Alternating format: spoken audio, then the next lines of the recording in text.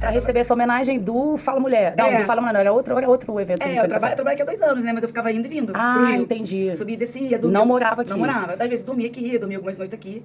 A delegacia lá na minha sala tem um alojamento, tipo uma suítezinha, um lugar pra dormir, banheiro, direitinho. E aí ficava aqui. Mas aí cansei, a vida teve umas mudanças. Aí ganhei meu título de cidadã, me apaixonei pela cidade. Que legal. Acolhedor, fiz vários amigos. Falei, vamos mudar pra cá de vez. Aí tô aqui há 2 meses, já virei cidadã mesmo. Que legal, muito legal.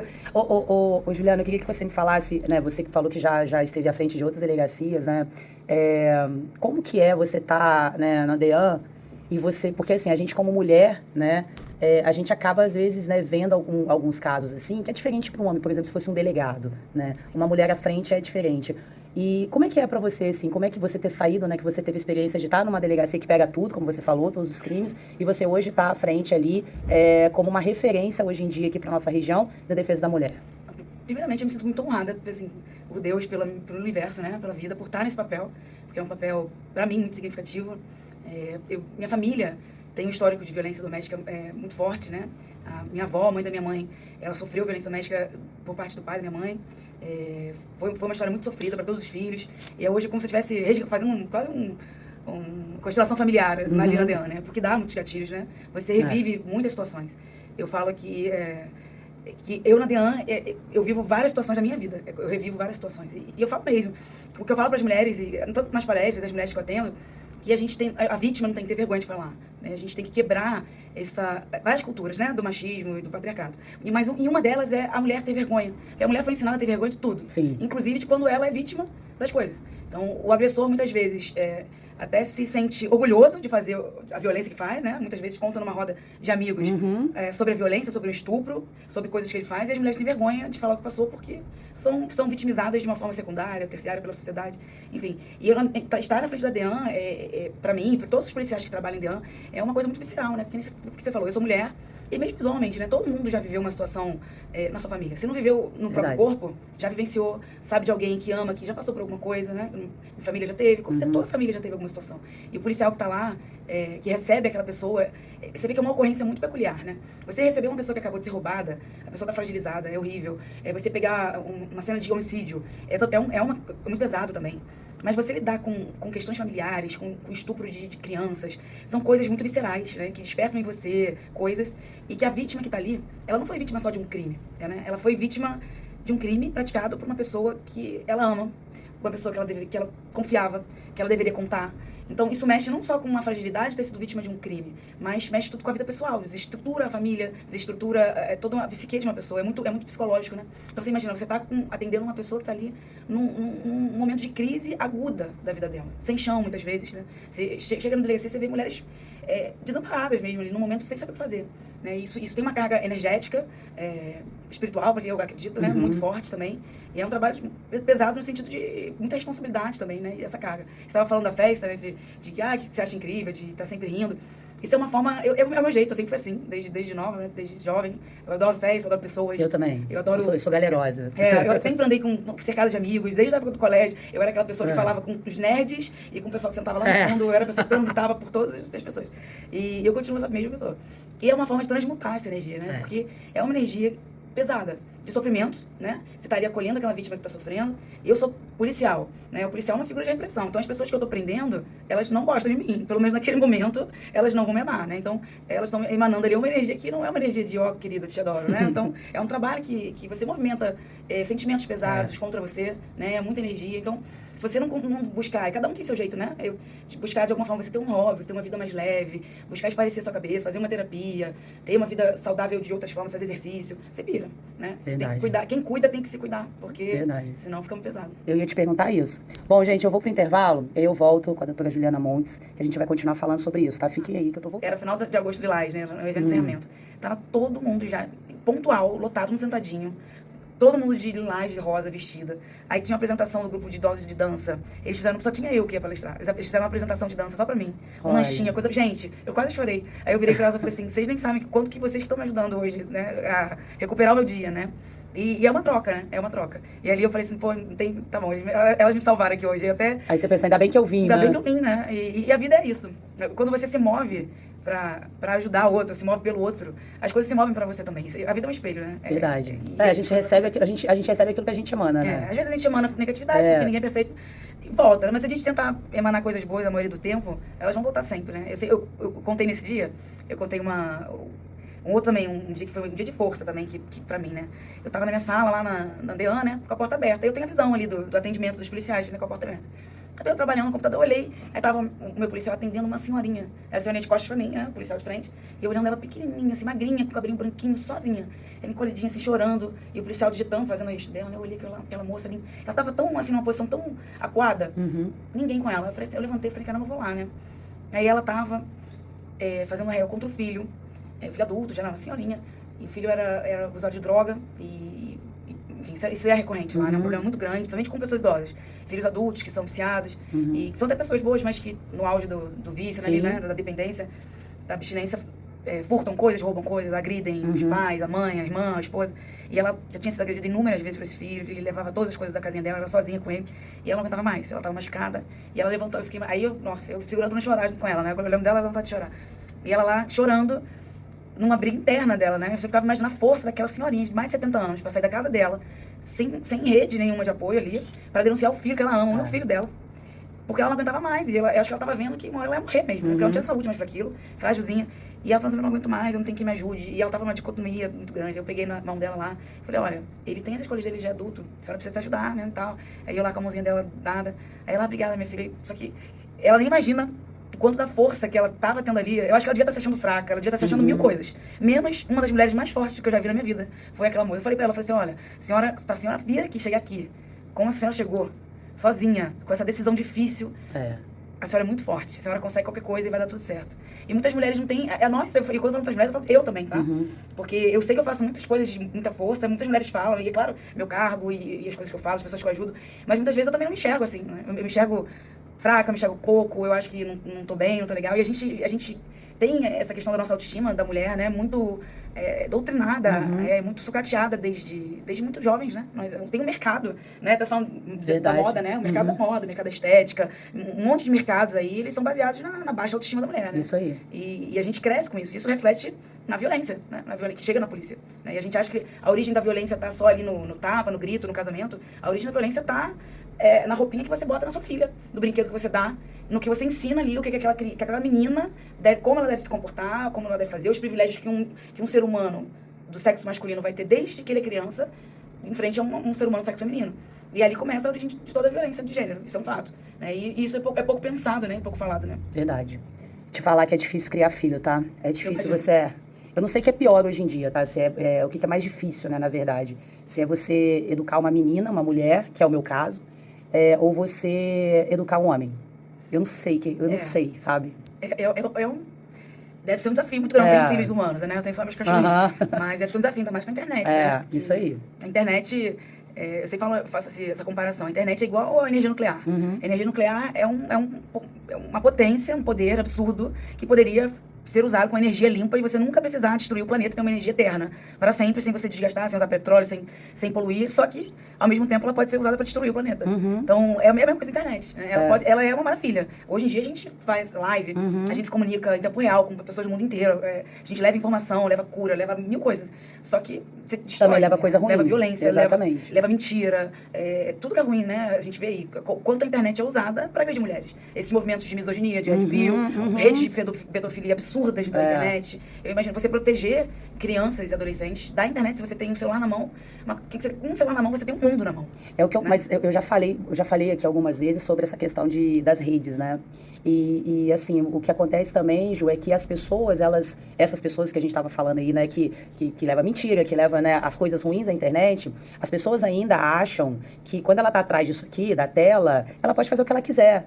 Entendeu? E assim, né, você como tá do outro lado também, quanto mais, sabe, tiver uma punição, né, melhor, porque as pessoas ainda se escondem atrás das telas pra fazer o que quer, entendeu? Pra cometer crime, enfim, a gente vê tanta coisa aí, né?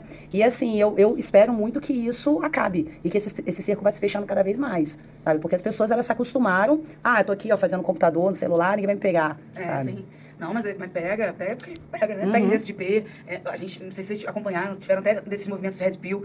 Alguns homens foram presos, né? Já alguns integrantes da quadrilha, porque isso é uma quadrilha, né? Sim. Alguns integrantes da quadrilha foram presos dentro de casa. Alguns famosos, que eu não lembro as alcunhas deles, mas foram pegos em casa.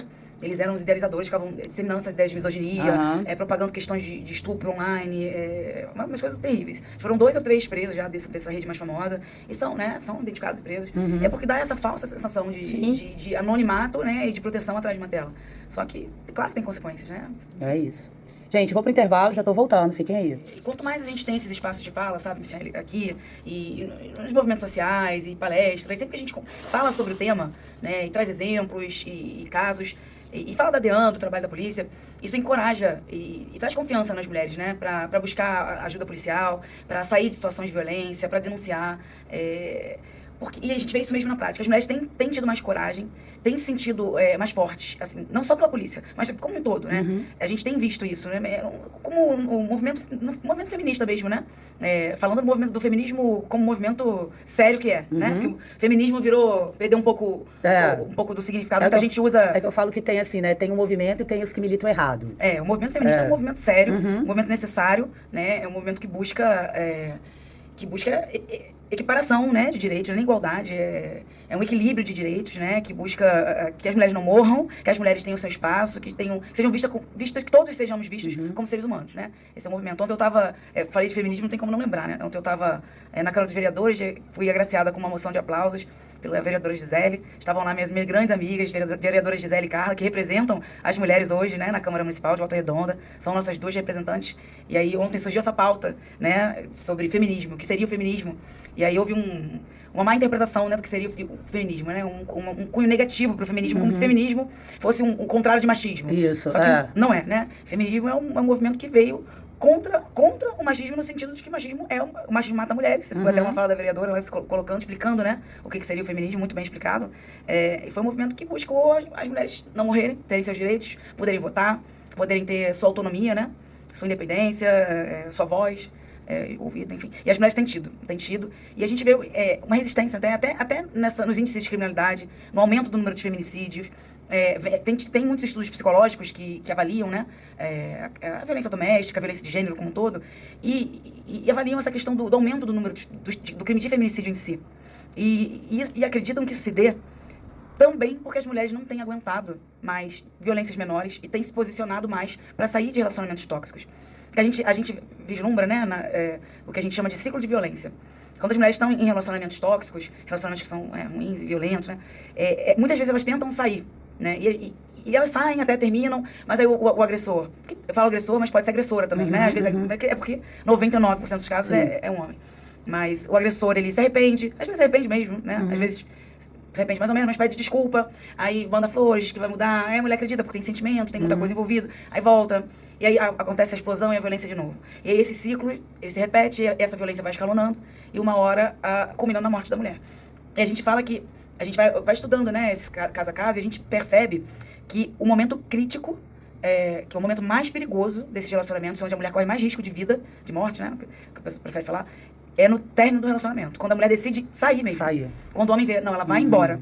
E aí vem esse sentimento de posse, de domínio sobre o corpo da mulher. E é aí que o homem, quando tem esse ímpeto, corre o maior risco de ter a explosão, de matar essa mulher mesmo, de impedir que ela vá embora. De quando ele vê que ela vai realmente se retirar dessa relação tóxica, é quando é o maior risco, né? Então, esse aumento do número de feminicídio, tem estudos, né, psicológicos e sociais, que dão por conta disso, né? De mulheres estarem tendo mais, até um movimento de basta. Estão tendo, né, essa coragem, mas ao mesmo tempo...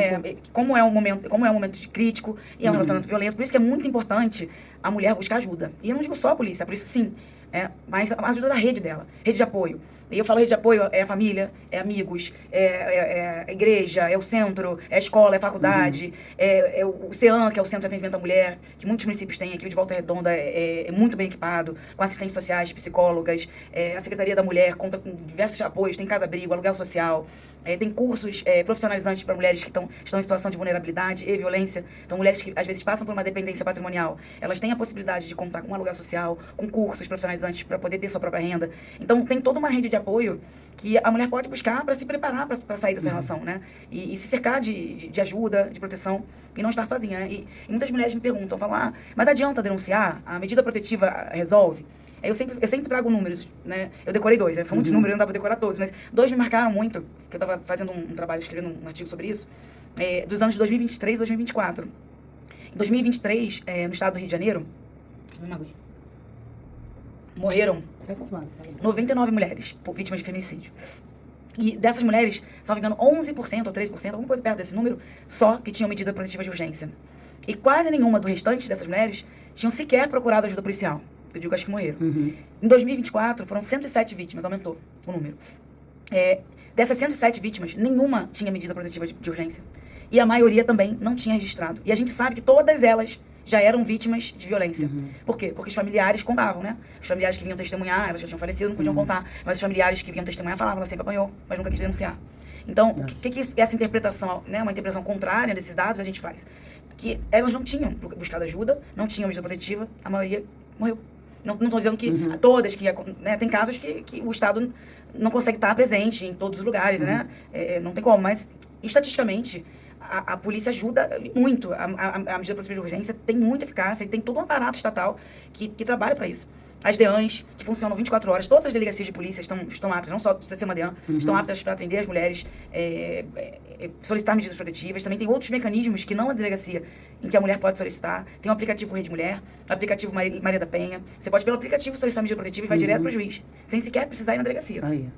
A notícia do fato vem do juiz para a delegacia depois, se tiver crimes a investigar e tudo mais. Então, tem vários caminhos, né, que a mulher pode seguir. Tem todo um aparato de fiscalização da medida protetiva. As patrulhas de Maria da Penha, da Polícia Militar, da Guarda Municipal, algumas guardas têm, aqui em Volta Redonda tem, e a guarda aqui é muito forte, a Patrulha Maria da Penha aqui é muito atuante. As duas, né, da Polícia Militar e a da Guarda são nossas parceiras, a gente trabalha juntos, nós três, né, todos trabalhamos juntos em rede, e é muito trabalho. Então, tem também a CEAP que trabalha com aplicação e monitoramento das tornozeleiras eletrônicas, dos homens que saem do cárcere e são monitorados. A mulher recebe um botão de pânico e o homem uma tornozeleira. Então, se ele se aproximar dela, além do limite estabelecido pelo juiz, a tornozeleira dele vibra e o pagerzinho do botão de pânico vibra, avisa a mulher.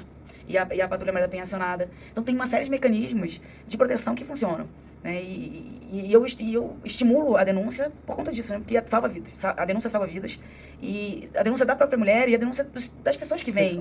Porque às vezes a mulher não tem condição psicológica ou física, ou por qualquer que seja o motivo, de se retirar ali naquele momento daquela situação.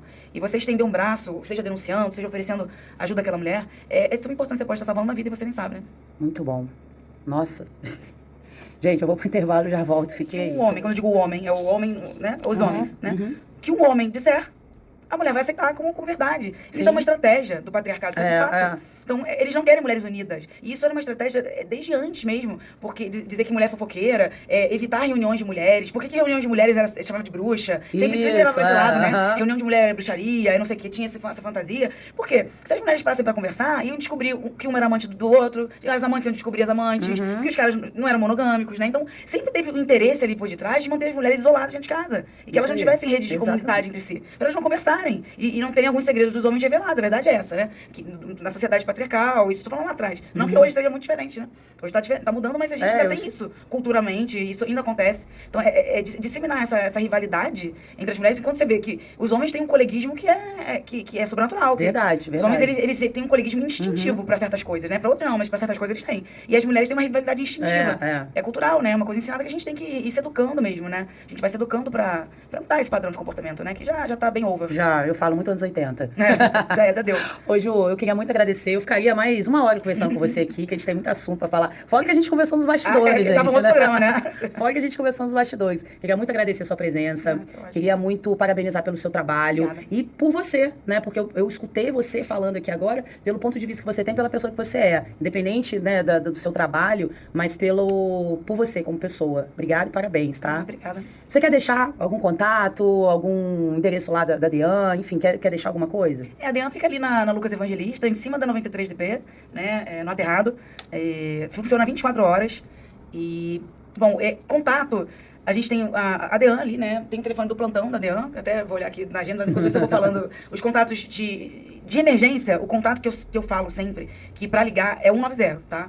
E temos o canal 180, que é o canal de informação, de denúncias anônimas até, se você preferir, informação, e um canal também que pode pedir medidas protetivas. É um canal só de mulheres, de atendimento a mulheres. É 180. Então tem esse canal que é nacional, não é só relatividade de Volta Redonda, mas questões de emergência é 190, e temos o telefone do plantão da DEAN, que é 24 99304 7470. 99304 7470. Então Mas, é isso, gente. repito, em caso de emergência, o canal adequado é 190. Então é isso, minha gente. Bom, é isso. Vou ficando por aqui. Quem não conseguiu ouvir o meu papo com a Juliana, pode correr que vai ficar lá no Spotify, gente. Volta amanhã às 3h15 da tarde. Beijo, fui!